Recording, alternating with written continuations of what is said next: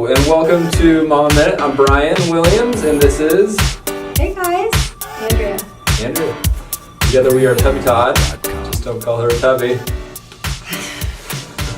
I prefer Fat Frank. Fat Frank. It's my nickname of choice. What does that have to do with anything? I don't know, it's like when people call me Tubby Todd, I'm like, that is the weirdest thing to be called. I'm like, hey, I'm Fat Frank. Tubby Todd, nice to meet you, you know? Tubby Todd. Okay. Hey, so we have a good question that came in from the basket. Every time she wants me to shake the basket, and every time we already have the pre-selected question, so this is a fact. But guys, you know, he might be rigging this selection. You it's don't definitely even know. rigged. Okay. This cat's out of the bag. Don't tell anyone. They didn't think it was rigged. All right, and so the question... Shake it. Okay, what's the question? The question is, how do I wean my baby? Oh man. Good question. What do you have? Dre. Mama Dre. Take it away.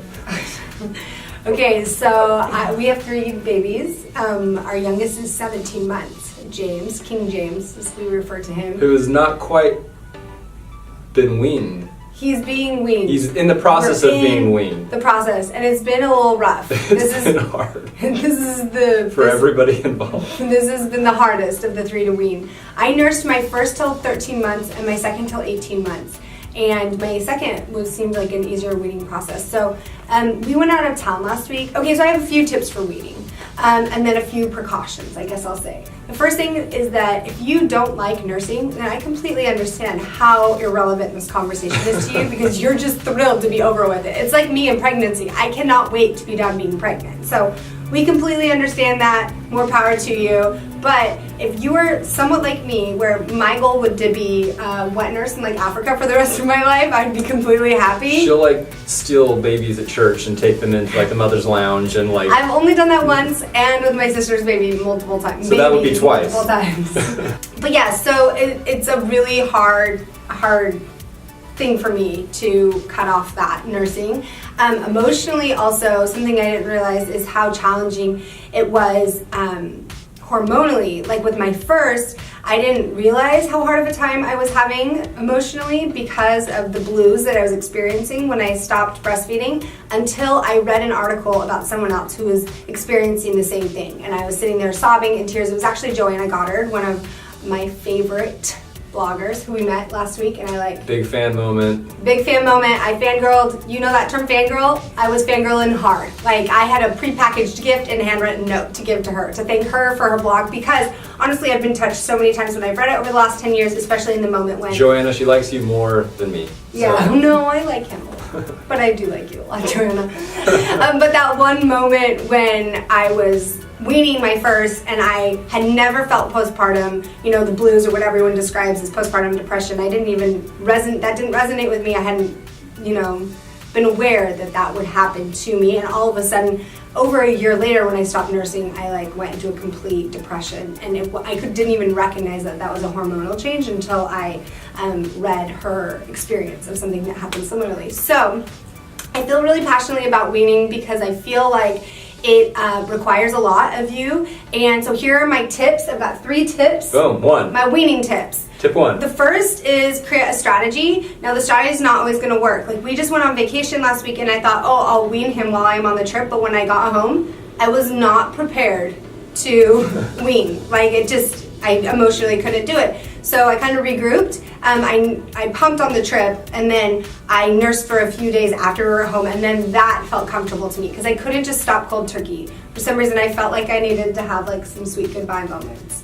Okay, I sound like a crazy person. Tip 2. Tip 2. Okay, thanks. Yeah. Make sure that the weeks that you're weaning, you build in a lot of you time. So is that getting a babysitter and going out? Is that exercising every single day? I think that's one of the most important things because your body will be experiencing so many hormones and so many changes. Everything that you can do to keep your sanity, whether it's babysitter time, time with your partner, time just being quiet, meditating, or watching TV, doing something fun that you love, shopping with friends, build a ton of time in. Save up your babysitting dollars, save up your earned dates with your husband and do that during your weaning, because you will need a lot of time just to kind of be calm and still, and also keep yourself busy. The third thing is enlist the help of those around you. So what Brian and I have done, and this goes back to the step one of having your plan, is we, in the mornings, without even asking, which is so nice, and I think this has a lot to do with this being our third baby, so we kind of have a little bit of more of a routine. He's getting up and going and getting James, so it's not that he sees me the first thing. I wake up, go get James, get him a bottle. Yeah, before he sees me. Because if he sees me if he doesn't have a bottle, he immediately starts screaming. And then he doesn't stop for like 45 minutes. And then we all start crying by the end of that. And then also at nighttime. I put him to bed every single night because I would nurse him to sleep since he was born. But Brian has just stepped in and taken over, and he's putting him to bed. The other person who's helping a lot is our babysitter, who comes a few days a week. And so I made her aware that I was weaning. I'm like, hey, I just need your help. When he's tired or hungry, if you can go put him in his bed just for the next week, so it's not me that is having to rip him off me, literally, because that's just a little bit overwhelming for all of us.